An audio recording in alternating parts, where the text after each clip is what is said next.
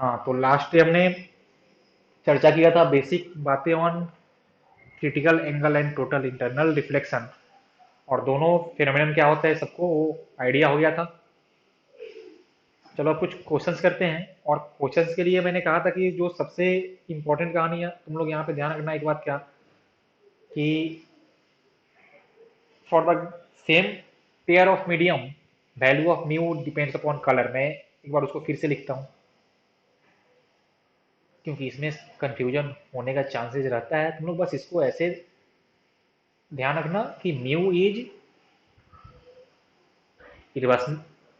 Inversely proportional to the wavelength and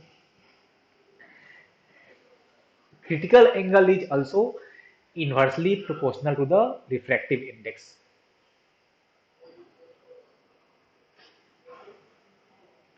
तो simple सी कहानी है कि जब हम जाते हैं इस तरफ V से R की तरफ, तो आपका लेमडा करता है इंक्रीज, और लेमडा करता है इंक्रीज तो आपका म्यू करता है डिक्रीज, और अगर आपका म्यू करेगा डिक्रीज तो आपका आईसी भी करेगा इंक्रीज।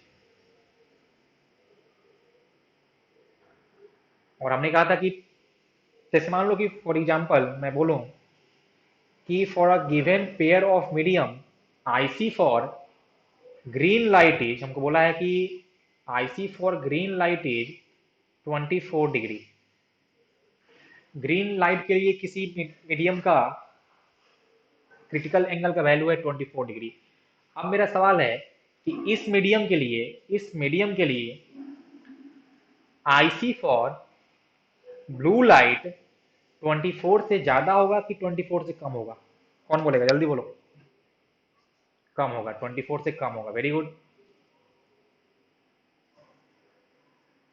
क्योंकि हमने सीखा है कि आपका आईसी, जो आप जाते हो भी से आर की तरफ, तो आईसी करता है आपका इंक्रीज, मतलब कि for a given pair of medium green light से कम होगा IC for blue light. Very good. चलो अब इस पे एक क्वेश्चन देखते हैं। मैंने बोला कि ये आपका डेंसर मीडियम है और ये आपका है रेरर मीडियम, और मैंने एक यहाँ पे एक डायग्राम दिया है आपको, जिसमें हमने शो किया है कि ग्रीन कलर का लाइट यहाँ पे किया है इंसिडेंट, ये कुछ एंगल आई से आया है। ये ग्रीन कलर का लाइट इस एंगल आई से आया है, और उसका डायग्राम मैंने यहाँ पे शो किया है कि ग्रीन कलर का लाइट इस एंगल आई से आया, तो वो इस बाउंड्री पे ही ग्रेज कर गया है। वो इस बाउंड्री पे ग्रेज कर गया है। ये आपका है डेंसर मीडियम और इधर आपका है रेरर मीडियम। ओके। मैंने बोला कि ड्रॉ द रे डायग्राम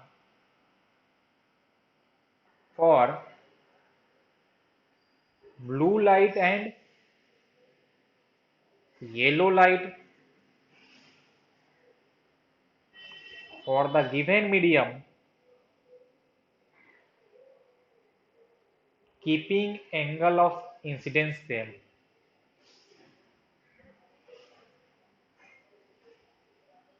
मेरा सवाल ये है कि अभी ये हमने यहाँ पे लाइट लिया है ग्रीन कलर का, जो मीडियम डेंसर से गया है मीडियम एरर में, और मेरे को डायग्राम शो किया है। अब बोला है कि आपको जो ड्रॉ करना है diagram for blue light and for yellow light इसी मीडियम के लिए, और आपको एंगल ऑफ इंसिडेंस भी सेम ही रखना है, और तब आपको बनाना है डायग्राम। चलो, सब लोग के पास समय है 2 मिनट का, जल्दी से इसको करो तो, ड्रॉ करो तो। सबसे पहले तो सोचो कि यहाँ पे हो क्या रहा है। तो हमने यहाँ पे देखा कि ये जो मेरा ग्रीन लाइट था उसका एंगल ऑफ रिफ्लेक्शन हो गया है 90 डिग्री। मतलब पक्का ये जो एंगल ऑफ इंसिडेंस आई था, ये था critical angle for green light. इतना हम पक्का हो गए हैं कि ये जो एंगल ऑफ इंसिडेंस था आई, वो था critical angle for green light for the given pair of medium. यहाँ तक सब लोग श्योर हैं। अब हमसे बोला है कि ड्रॉ करने के लिए ब्लू लाइट का और येलो लाइट का। अब ध्यान से देखो, तो हमको पता है कि critical angle for blue light is less than critical angle for green light. इतना पक्का फिक्स है। इसका मतलब ये हुआ कि critical angle for blue light must be less than i. इतना हम लोग श्योर हो गए कि इस मीडियम के लिए ब्लू लाइट का जो क्रिटिकल एंगल आने वाला है वो आई से कम आने वाला है, लेकिन मेरा जो ब्लू कलर का लाइट इंसिडेंट किया है वो आई से ही किया है इंसिडेंट। मतलब सिंपल सा ये जो कहानी आपका बनने वाला है कि light is travelling from denser medium to rare medium and angle of incidence is more than critical angle. तो मैं अगर ब्लू लाइट के लिए इसका डायग्राम ड्रॉ करूं, तो ये मैंने बनाया है ब्लू लाइट, तो इसका ये जो एंगल ऑफ इंसिडेंस होगा वो इसके क्रिटिकल एंगल से ज्यादा हो गया, मतलब इसके लिए हो जाएगा टोटल इंटरनल डिफ्लेक्शन। तो आपका लाइट वापस सेम मीडियम में आएगा फॉलोइंग लॉ ऑफ रिफ्लेक्शन। तो ये आपका हो गया for blue light diagram. For green light नहीं, हाँ फॉर, नेक्स्ट आपका था फॉर येलो लाइट। तो critical angle for yellow light more than green light, मतलब कि critical angle for yellow light is must be more than i. इसका मतलब ये हुआ कि येलो कलर के लिए जो एंगल ऑफ इंसिडेंस है वो इसके क्रिटिकल एंगल से कम है, तो वो उसके अगर क्रिटिकल एंगल से कम है तो वहां पे होगा नॉर्मल रिफ्रैक्शन। ये आपका डेंसर मीडियम, ये आपका रेरर, ये डेंसर ये रेरर लाइट है आपका येलो कलर का, और इसका जो एंगल ऑफ इंसिडेंस है वो है लेस देन क्रिटिकल एंगल, तो यहाँ पे होगा नॉर्मल रिफ्रैक्शन और ये नॉर्मल से दूर भागेगा, तो ये हो जाएगा एंगल ऑफ रिफ्लेक्शन। तो ये आपका हो गया डायग्राम फॉर येलो लाइट। यही हमसे पूछा था, यही हमको ड्रॉ करना था। अब यहाँ पे आपको जो मैंने वो बताया था कि कलर के अनुसार कैसे आपका आईसी वैरी करता है, वही कंसेप्ट यहाँ पे मेरे को यूज करना था। देखो अपना जो नेक्स्ट टॉपिक है वो है some consequences of total internal reflection, जो हमको डेली लाइफ में देखने को मिलता है। और उसमें सबसे पहला जो है, सबने सुना ही होगा, फॉर्मेशन ऑफ मिराज।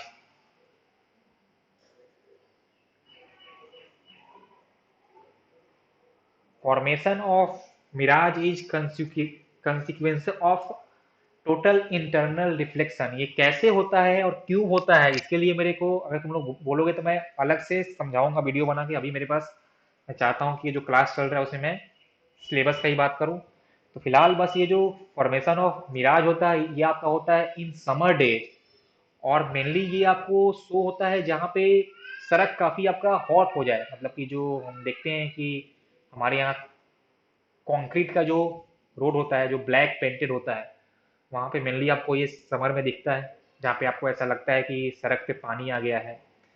या जब आप जाते हो इन डिजर्टेड एरिया, तो वहाँ भी आपको पेड़ वगैरह का वहाँ पे आपको दिखता है इमेज, और लगता है जैसे वहाँ पे पानी है, लेकिन पानी होता नहीं है, बस वो आपको मिराज है, वो आपके लिए छलावा है।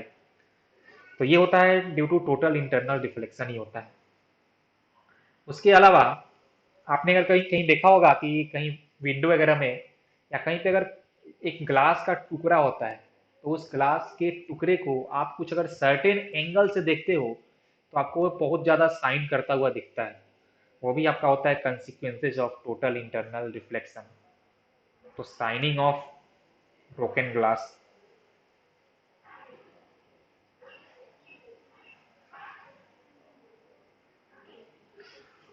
थर्ड जो आपका साइनिंग ऑफ डायमंड, डायमंड जो होता है, साइनिंग ऑफ डायमंड, डायमंड का कोई अपना साइन नहीं होता है। वो जब लाइट में तुम्हारा आता है तब वो साइन करता है, ठीक है ना। और वो साइन इसलिए करता है क्योंकि जो डायमंड जो होता है ना उसका रिफ्रैक्टिव इंडेक्स बहुत ज्यादा होता है। उसका जो डायमंड का रिफ्रैक्टिव इंडेक्स वो होता है आपका अप्रोक्सीमेटली 2 म्यू फॉर डायमंड, वो आपका 2.24 ना 2.25 के आसपास कुछ होता है। मैं आपको श्योरली कितना होता है वो मैं आपको बता रहा हूँ। तो refractive index of diamond is 2.41, जो कि काफी हाई होता है। मतलब कि इसके लिए जो आपका क्रिटिकल एंगल आता है वो काफी कम होता है। म्यू जितना ज्यादा उसका आईसी उतना कम है होगा। अब वो डायमंड ऐसे कट किया होता है ना, डायमंड ऐसे कट किया होता है कि उसमें लाइट एंटर करता है इजीली, लेकिन उसका जो म्यू का वैल्यू काफी कम काफी ज्यादा होने के चलते जो उसका आईसी का वैल्यू काफी कम होता है। इसका मतलब कि जब लाइट उस डायमंड से बाहर आना चाहता है तो वहां पे टोटल इंटरनल रिफ्लेक्शन होने लगता है, क्योंकि लाइट वो आसानी से बाहर आ नहीं पाता है। तो अगर टोटल इंटरनल रिफ्लेक्शन हो रहा है मतलब लाइट वापस वापस आपका डेंसर मीडियम में ही चला जाता है। मतलब आप लाइट को एंटर तो होने होने दे रहे हो, लेकिन आप उसको इजिली बाहर नहीं निकलने दे रहे हो। और उस डायमंड को ऐसे कट किया जाता है ना कि वो जितना का सारा लाइट जो आपका एंटर किया है वो एक पार्टिकुलर रीजन से ही बाहर निकलता है, वो पूरे डायमंड से बाहर नहीं निकलता है। इसलिए आप देखना कि आप जब आप ऐसा पता नहीं आपके घर में डायमंड है कि नहीं, अगर होगा तो देखना कि जब आप उसको घुमाते हो ना तो आपको एक कुछ किसी पर्टिकुलर रीजन से ही आपको वो लाइट बाहर आता हुआ दिखता है। मेरे घर में है नहीं, मैंने बस साइंस का कुछ जो एक्सपेरिमेंट वहां पे मेरे को ऐसा डेमोन्स्ट्रेशन में मैंने देखा है, या प्लस सिनेमा में देखा है मैंने, मूवीज में। हाँ, बड़े मियाँ छोटे मियाँ में चोरी जो होता है डायमंड का, ठीक है, तो वो किसी एक पार्टिकुलर रीजन से क्या होता है कि सारा का सारा लाइट बाहर निकलता हुआ मेरे को दिखता है। इसलिए वो साइन करता है कि लाइट एंटर किया है हर जगह से, लेकिन बाहर निकल रहा है काफी एक पार्टिकुलर जगह से, तो सारा का सारा लाइट उसी पार्टिकुलर जगह से बाहर निकलता है। तो आपको काफी ज्यादा वो साइन करता हुआ दिखता है। और सेम होता है इन द केस ऑफ आपका ब्रोकन ग्लास भी, कि लाइट कुछ पार्टिकुलर एंगल से आपका आंखों तक पहुंचता है बहुत ज्यादा, तो फिर आपको वो साइन करता हुआ दिखता है। इसका और भी है एक, आपने अगर नाम सुना होगा, एक वो नेक्स्ट वाला है आपका, अगर नाम से तुम लोग सुना होगा ऑप्टिकल फाइबर का। ऑप्टिकल ऑप्टिकल फाइबर एक टाइप का वायर होता है जो कि होता है use for the purpose of communication. काफी लोग के घर में जो नेट आता है तो वो भी तुम्हारा वायर ऑप्टिकल फाइबर भी होता है। ये तुम्हारा फास्ट काम करता है, इससे ट्रांसमिशन ऑफ डेटा काफी फास्ट होता है। तो ऑप्टिकल फाइबर के अंदर का जो प्रिंसिपल होता है वो भी आपका टोटल इंटरनल रिफ्लेक्शन पे ही काम करता है। तो आप लोग इसको याद रख लेना कि तुमसे अगर पूछे कि ऑप्टिकल फाइबर में कौन सा फिनोमिनन होता है लाइट का, तो आपका हो जाएगा टोटल इंटरनल रिफ्लेक्शन। तो ये तो हमने देखा कुछ कंसिक्वेंसेज। बाकी हमारे डेली लाइफ में इसका काफी सारा यूज भी होता है। जैसे देखो कि यहाँ पे क्या हो रहा है कि हमने देखा कि टोटल इंटरनल रिफ्लेक्शन में लाइट का रिफ्लेक्शन हो रहा था, लाइट सेम मीडियम में डेंसर मीडियम में वापस चला आ रहा था। और हमने ये सीखा है कि जो आपका ये होता है मिरर, ये भी करता है लाइट को रिफ्लेक्ट। और जो मेरा टोटल इंटरनल रिफ्लेक्शन में भी लाइट आपका रिफ्लेक्ट होता है, लेकिन इन दोनों में डिफरेंस होता है। ये जो आपका होता है रिफ्लेक्शन फ्रॉम टोटल इंटरनल, ये आपका काफी ज्यादा अच्छा होता है। मतलब कि यहाँ पे जो लाइट का इंटेंसिटी जो होता है ना वो 100% लाइट आपका वापस रिफ्लेक्ट हो जाता है। लेकिन in the case of mirror, आपका अगर लाइट जो गया है और जो मिरर से टकरा के वापस आता है, तो जो वापस आता है वो इंटेंसिटी आपका 100% नहीं होता है, क्योंकि मिरर कुछ लाइट को एब्जॉर्ब कर लेता है। लेकिन टोटल इंटरनल रिफ्लेक्शन में सारा का सारा 100% लाइट आपका रिफ्लेक्ट हो जाता है। तो इस केस में जो आपका इमेज बनता है ना वो आपका इमेज ब्राइट इमेज फॉर्म होता है, का ब्राइट इमेज फॉर्म होगा। तो ये इसका फायदा होता है। और इसका काफी सारा यूजेज भी होता है, मैं तुमको बताऊंगा। मेनली जो होता है ना आपका total internal reflection in prism, वो मैं सिखाऊंगा कि वो कैसे होता है और इसका कहाँ कहाँ पे यूज हम लोग करते हैं। लेकिन फिलहाल तुम लोग ये याद रखना कि क्या इसका बेनिफिट है ओवर प्लेन मिरर। तो आप लिखना, यहाँ पे कोई भी लॉस ऑफ एनर्जी नहीं होता है, loss of intensity of light नहीं होता है, तो आपका जो इमेज बनता है वो काफी ज्यादा ब्राइट बनता है और अच्छा बनता है। तो ये हमारे लिए फायदा हो गया। आईसीएसई 2019 में इस टॉपिक से एक अच्छा क्वेश्चन आया था, तो वो क्वेश्चन मैं लेता हूँ नेक्स्ट क्वेश्चन प्रैक्टिस के लिए। क्वेश्चन है कि the diagram below shows a light source P embedded in a rectangular glass block ABCD of critical angle 42 degree, पे सब लोग दो स्टार मार्क। कि इसके लिए क्रिटिकल एंगल 42 डिग्री है। कंप्लीट द पाथ ऑफ रे P Q till it emerges out of the block. और बोला है कि राइट द नेसेसरी एंगल, जहां पे आपको ऐसा लगता है कि एंगल मेरे को शो करने की जरूरत है, वहां पे आपको शो करना होगा। अच्छी बात है। देखो तो ये रहा मेरा लाइट रे पी क्यू, ये रहा मेरा लाइट रे पी क्यू। ये जाके स्ट्राइक किया है सरफेस बीसी को, और ये है ग्लास, और इसके बाहर है हवा। मतलब कि लाइट रे आपका जा रहा है from denser medium to rare medium, और यहाँ पे टोटल इंटरनल होने का चांसेस वगैरह है। अब मेरे को एक बात बताओ कि इस सरफेस बीसी के लिए इसका एंगल ऑफ इंसिडेंस कितना है। इस सरफेस बीसी के लिए इसका एंगल ऑफ इंसिडेंस क्या होगा, जल्दी से। ये मैंने नाम दिया नॉर्मल, 41 डिग्री। Very good. कैसे बनाया बेटे। इसके लिए एंगल ऑफ इंसिडेंस 41 तेरे को कहाँ दिख रहा है, और तू कैसे बोला कि 41 होगा। एंगल ऑफ इंसिडेंस, ठीक है। तो एंगल ऑफ इंसिडेंस 48 डिग्री है। अब बताओ कि ये मेरा 48 डिग्री का एंगल आईसी से ज्यादा है कि कम है। देखो क्वेश्चन में हमको आईसी दिया है 42 डिग्री। कम है। कम है रे ये। 48 42 से कम है। ज्यादा है। मतलब कि यहाँ पे angle of incidence is more than critical angle, तो यहाँ पे क्या होगा। Very good. मतलब कि लाइट रे यहाँ पे 48 डिग्री से ही क्या होगा आपका, वापस इसी मीडियम में होगा रिफ्लेक्ट। देखो ये आपका हो जाएगा 48 डिग्री पक्का। वो आके इस सरफेस सीडी पे स्ट्राइक किया। अब आप चेक कर लो कि ये सीडी से वापस निकलेगा कि नहीं निकलेगा। उसके लिए आपको फाइंड करना होगा कि इस सरफेस सीडी पे इसका एंगल ऑफ इंसिडेंस कितना है। तो मैंने इसको नाम दे दिया है पॉइंट आर, और इस पे ड्रॉ कर लिया है नॉर्मल। तो मैंने यहाँ पे ड्रॉ किया नॉर्मल। देखो तो ये 48 था, तो ये हो जाएगा 42 डिग्री, और ये 90 डिग्री। तो फिर से ये आपका हो जाएगा 48 डिग्री, तो ये आपका हो जाएगा फिर से 42 डिग्री। देखो यहाँ पे मतलब कि for the surface C D angle of incidence is 42 degree. और मेरे को साफ साफ ऐसा दिया हुआ है कि इसके लिए क्रिटिकल एंगल का वैल्यू 42 डिग्री ही है। मतलब कि for surface C D angle of incidence is critical angle, then क्या होगा, light will grazes along the surface. तो वो आपका इस सरफेस पे ऐसा ग्रेज करके इससे बाहर निकल जाएगा। This is. तो ये आपका हो गया है कंप्लीट रे डायग्राम। बोलो इसमें किसी कोई तकलीफ है। बाको बाका नेक्स्ट टॉपिक है total internal reflection in prism, और इस पे स्टार मार्क दो। इसे क्वेश्चन आते हैं, और इसमें मैं जो सबसे पहले जा रहा हूं लेने प्रिज्म, वो मैंने लिया है 45 डिग्री, 90 डिग्री, 45 डिग्री। मतलब कि ये आइसोस्केल राइट एंगल प्रिज्म।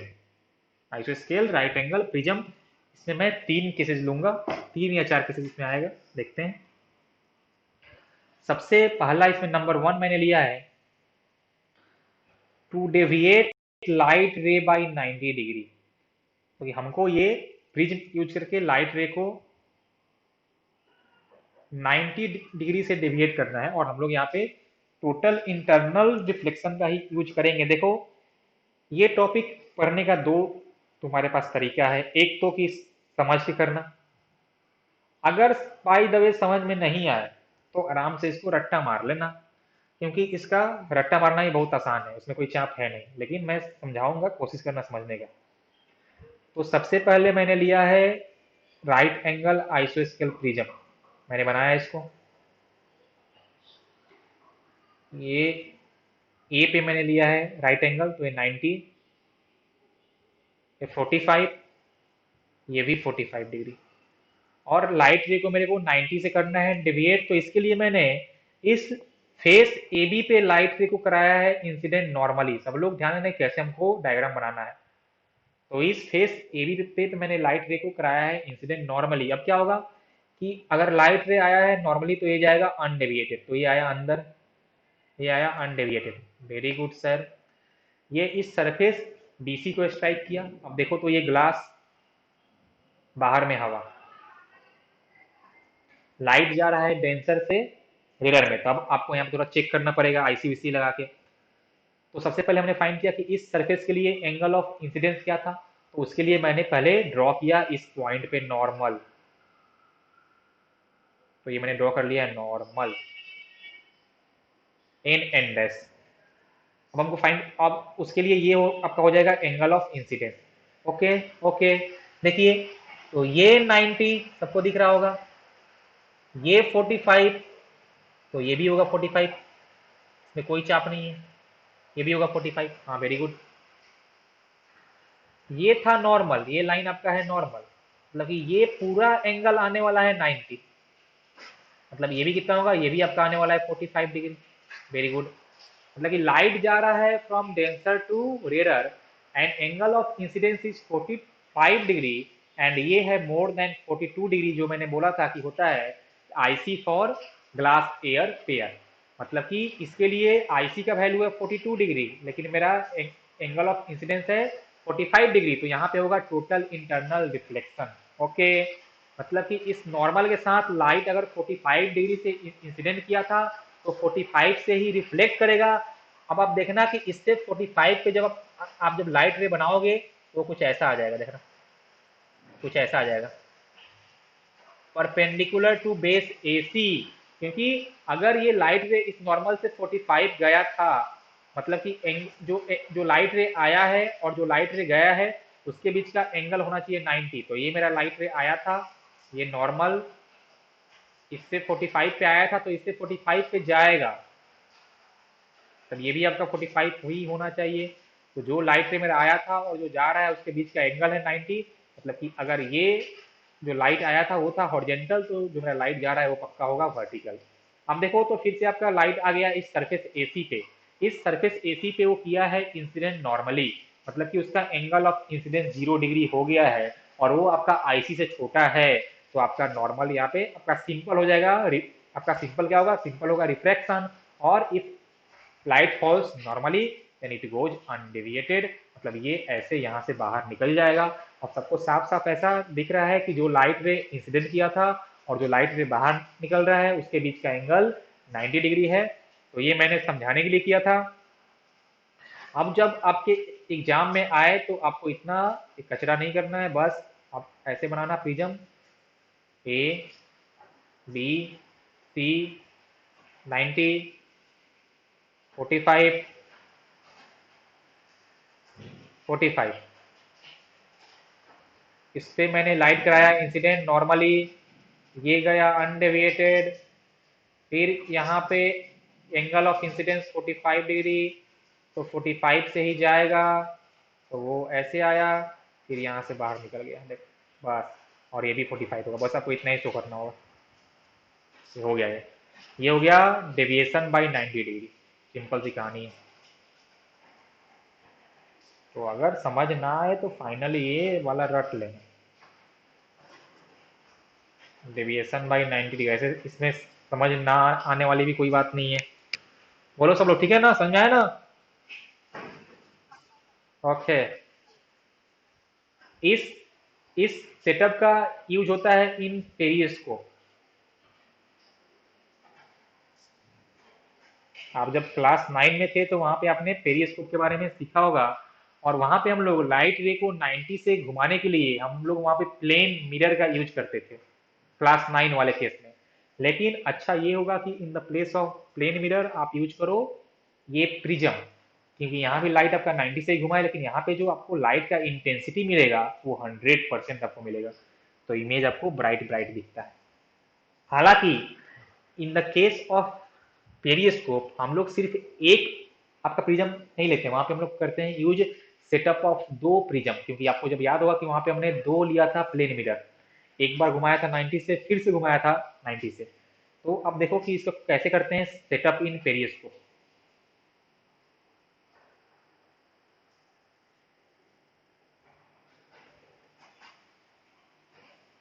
सेटअप इन पेरिस्कोप, तो यहाँ पे हम लोग लेंगे दो प्रिज्म। ये पहला सेटअप, ये याद रखना, और ये दूसरा।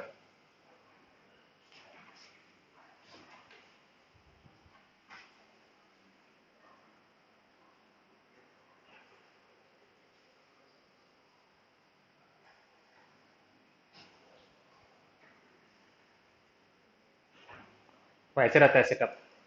दोनों आपका 90 45 45 है सब। ये 45, ये 45, ये भी 45, ये भी 45। लाइट रे इधर से आया नॉर्मली, यहाँ टकराएगा, फिर यहाँ निकलेगा बाहर, फिर इस पे फॉल करेगा नॉर्मली, फिर यहाँ से आएगा, फिर यहाँ से ऐसे आएगा, फिर यहाँ से निकल जाएगा। देखो बस हमने दो यूज कर लिया है प्रिज्म, और ये आपका हो जाएगा सेटअप। 45 डिग्री, 45 डिग्री,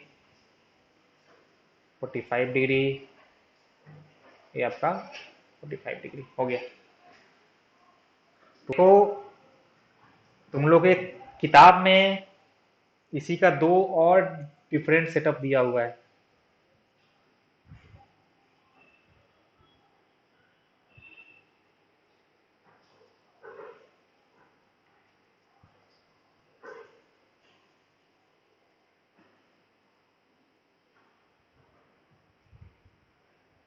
ऐसे फॉल कराया लाइट रे, इसमें दो ठो दिया है, कोई चाप नहीं है, हम लोग दो लाइट रे शो करेंगे। फिर से ये आएगा इसे, एक को थोड़ा नीचे शो कर, हाँ तो ये फिर ये आएगा ऐसे, एक एरो वाला, फिर ये यहाँ करेगा स्ट्राइक, ये यहाँ करेगा स्ट्राइक, वापस फिर ये यहाँ से निकलेगा, ये यहाँ से निकलेगा। तो ये सेम चीज है, ये भी आपका सेटअप है पेरिस्कोप का। एक और दिया हुआ है,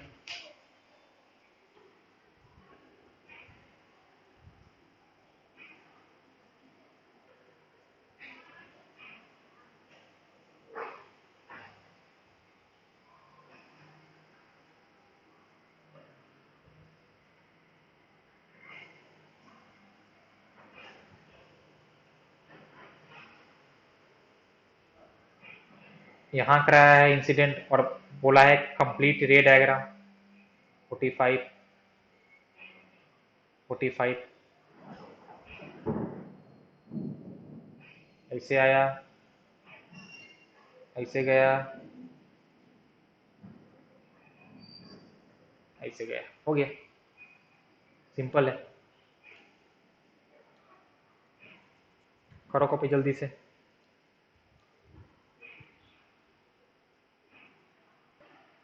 ये सवाल है, इसका सबको रे डायग्राम कंप्लीट करना है। नाम दो इसको, फेस ए, फेस बी, फेस सी। लाइट रे फेस एसी पे किया है नॉर्मली इंसिडेंट, जल्दी। अरे एसी पे नहीं, एबी पे।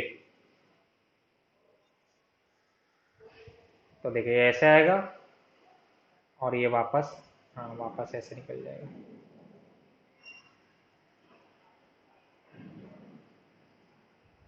और ये 45 डिग्री। देखो ये केस ले लो जो हमने अभी सिखाया है, और जो हमने पहला केस सिखाया था वो देखो एक बार, ये वाला पहला केस, ये दोनों देखो। तो यहाँ पे क्या हुआ था कि इस पहले केस में जो मेरा लाइट रे एंटर किया था फेस एबी से, और लीव किया था फेस एसी से, और यहाँ पे एंटर किया है एसी से और लीव किया है एबी से। तो आप इसको प्रिंसिपल ऑफ रिवर्जि आप इसको प्रिंसिपल ऑफ रिवर्जिबिलिटी क्या बोलते हैं, रिवर्जिबिलिटी से भी समझ सकते हो। क्योंकि जैसे ही मैंने लाइट का पाथ उल्टा कर दिया, वो अपना पाथ फिर से करेगा रिट्रेस। देखो इधर कि लाइट रे, एक मिनट, लाइट रे जब ऐसे आया था तो ऐसे गया, और जब हमने इसका पाथ उल्टा कर दिया, देखो यहाँ पे जो आपको दिख रहा है इन फिगर 2, तो वापस वो जैसे आया था वैसे ही निकल गया। तो यहाँ पे आप इसको प्रिंसिपल ऑफ रिवर्जिबिलिटी से भी समझ सकते हो।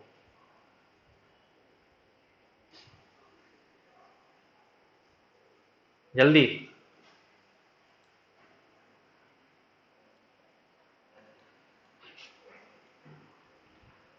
अब इसमें सेकेंड नंबर का एग्जाम्पल, डेविएशन बाई 180 डिग्री। अब हम लोग जा रहे हैं लाइट का डेविएशन कराने 180 डिग्री से, और हमने जो प्रिज्म लिया है फिर से 90 45 45 भी लिया है, ही लिया है। चलो इस बार मैं इसका ड्रॉ करता हूँ डायग्राम। देखो लास्ट केस वाले में और इसमें डिफरेंस ये है कि लास्ट केस में मैंने लाइट रे को जो कराया था इंसिडेंट, वो कराया था, ये जो साइड जो अब क्या था, इंसिडेंट लाइट रे के नॉर्मल था। देखो ये जो मेरा लाइट रे था उसके नॉर्मल जो साइड था उस पे मैंने लाइट को कराया था इंसिडेंस, या आप उसको हाइट भी बोल सकते हो। इस केस में हम लोग जब हमको लाइट को 180 से घुमाना होगा तो इस केस में हम लोग लाइट रे को हाइपोटेनस पे कराएंगे इंसिडेंट। मतलब देखो ये एंगल है 90 डिग्री, और इस केस में मैंने इसको हाइपोटेनस पे कराया है इंसिडेंट नॉर्मली। हाइपोटेनस पे कराएंगे इंसिडेंट नॉर्मली, तो इसको सब लोग याद रखना। तो इस हाइपोटेनस पे मैंने कराया है इंसिडेंट नॉर्मली, देखो कुछ ऐसा है। तो ये ऐसे यहाँ पे आएगा, फिर से यहाँ पे आपका एंगल 45 ही बनने वाला है, जो कि है मोर देन आईसी। फिर वो वापस यहाँ से आएगा, फिर यहाँ भी इसका एंगल मोर देन 45 ही बनता है, तो फिर ये यहाँ से घूमता है वापस, फिर वो कुछ ऐसा आ जाता है। देखो इस बार, मतलब इस बार दो बार होने वाला है टोटल इंटरनल रिफ्लेक्शन, एक बार सरफेस एबी पे, एक बार सरफेस एसी पे। तो यही हमने शो किया है एक रे। आप चाहो तो इसमें एक और रे डायग्राम इसका शो कर सकते हो। चलो शो करते हैं। ये हमने लिया है,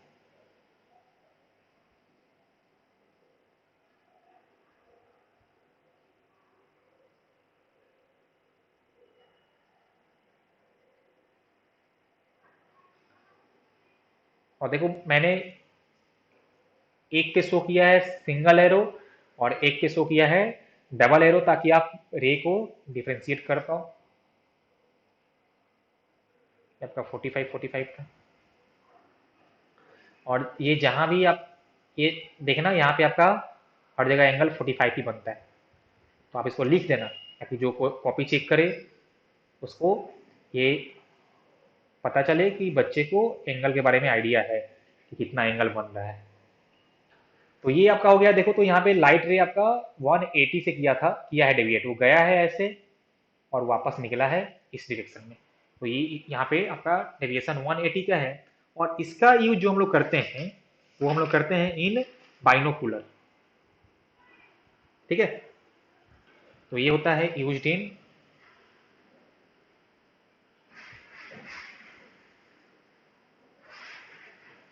तो ये कहाँ इसका रे डायग्राम और कहाँ पे इसका यूज करते हैं सेटअप का, वो तुम लोग याद रखना। ओके, ये हमने क्वेश्चन लिया है एबीसी राइट एंगल आइसोस्केल प्रिज्म। इस फेस बीसी पे मैंने लाइट रे को नॉर्मली कराया है इंसिडेंट, और बोला है कि आप इसका रे डायग्राम कंप्लीट करो और आप इसका एक यूज बताओ कि कहाँ पे हम लोग इसका यूज करते हैं जल्दी से। अब ये सिमिलर केस ही है पिछले वाला, बस मैंने इसको घुमा दिया है, बस हमने इसको घुमा दिया। तो देख बना डायग्राम, ये फिर से आएगा ऐसे, फिर यहाँ से, और ये क्वेश्चन बोर्ड में आ चुका है। ये आपका ऐसे निकलेगा। तो यहाँ पे फिर से हुआ है डेविएशन 180 डिग्री का, और कहाँ पे होता है यूज, बाइनोकुलर।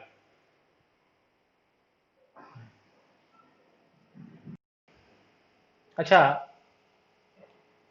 एक बात यहाँ पे तो लोग और दे ध्यान से, हमने कहा था कि ये होता है यूज्ड इन बाइनोकुलर, और हमने बोला था कि यहाँ पे होता है डेविएशन बाई 180 डिग्री। तो एक्चुअल में ये होता है use to invert the image. यहाँ पे हम लोग इमेज को उल्टा कर देंगे। जैसे देख मान ले कि अगर मेरा ये था ऑब्जेक्ट पी क्यू, पी और क्यू। तो देख यहाँ पे क्या है कि ये जो मेरा पी है वो हमने लिया है लाइन, जहाँ पे है दो एरो। तो देख यहाँ पे जो अपना लाइन वाला जो था दो एरो, वो यहाँ ये बना हुआ है ऊपर में, यही ना। हाँ देखो वो बना हुआ यहाँ बना है ऊपर में, और एक लाइन वाला जो जहाँ पे एक एरो था वो बना है नीचे में। तो मतलब कि इसका इमेज कुछ बनेगा ऐसा। ये आपका हो जाएगा पी डैश, और ये हो जाएगा की डैश, क्यू डैश। तो यहाँ पे हमने इन्वर्ट किया है इमेज को 180 डिग्री से लाइट को घुमा के। तो यहाँ पे ऐसे बोलना कि डेविएशन हुआ है 180 से, या मान लो तुमको क्वेश्चन में ऐसा बोले कि draw the diagram of 90 45 45 prism where image is inverted. तो तुमको मतलब यही बनाना है। या तुमको अगर ऐसे बोले कि टू डेविएट लाइट से बाई 180 डिग्री, तुमको यही बनाना है, सिंपल सी कहानी है। 90 से बोल, सवाल तुम अच्छा पूछे हो, लेकिन देखो यहाँ पे हमने बोला है टू इन्वर्ट द इमेज। हो सकता है कि जो मेरा इमेज लेंस से बना हो वही उल्टा हो, तो हमने फिर से उसको उल्टा किया, तो फाइनल मेरे को मिल जाएगा सीधा। समझा ना। हाँ, क्योंकि जो मेरा लेंस जो होता है ना, कन्वेक्स लेंस, उसका इमेज जो मेनली फॉर्म होता है वो तुम्हारा होता है रियल एंड इन्वर्टेड। तो अगर वो उल्टा बना था, अब यहाँ से हम उसको फिर से करेंगे उल्टा, तो हो जाएगा सीधा।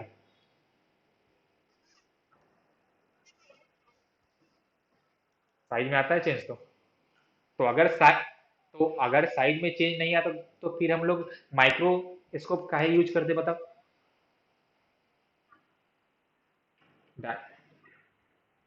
ये जो हमने थर्ड केस लिया है यहाँ पे है to erect the inverted image without deviation.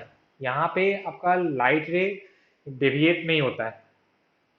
Okay, देखो इसका हमको डायग्राम, मान लो ये ए, ये बी और ये सी। तो यहाँ पे तुमको लाइट रे नॉर्मली फॉल नहीं होता है। देखो बस तुम इसको ध्यान देना कैसे हम बना रहे हैं। तो ये ऐसे आएगा,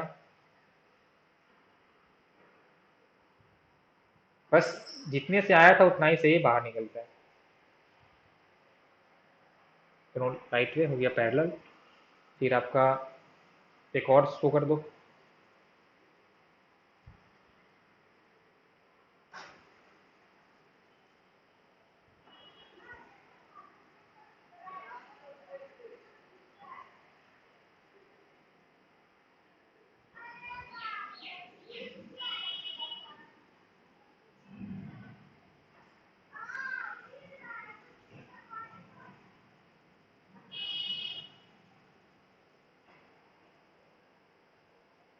तो ये हुआ, यहाँ पे तुम्हारा कोई भी डेविएशन नहीं हुआ है। देखो लाइट रे जैसे एंट्री किया था बाहर भी वो ऐसे ही निकल रहा है उसी एंगल से।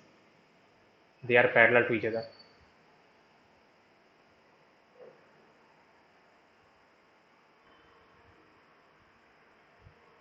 और ये होता है use in slide projector. Sliding वाला जो होता था प्रोजेक्टर, उसमें ये यूज होता है।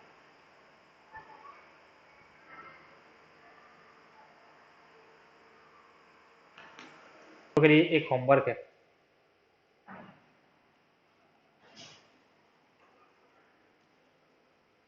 तो ये हमने लिया था 90 45 45 90 90। अब मैं ले रहा हूँ इक्विलेटरल प्रिज्म। ये होमवर्क ये तुम लोग खुद से करना। मैंने बेसिक आइडिया बता दिया है, वैसे ही करना है सब।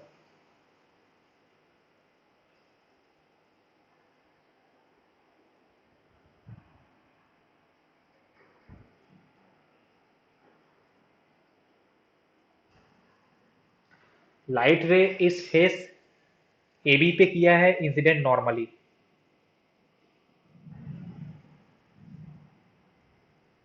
तुमको इसका कंप्लीट करना है रे डायग्राम। चेक कर लेना कि यहाँ पे अपना जो टी आई आर है ये सब कहाँ हो रहा है। तो कंप्लीट रे diagram and find angle of deviation.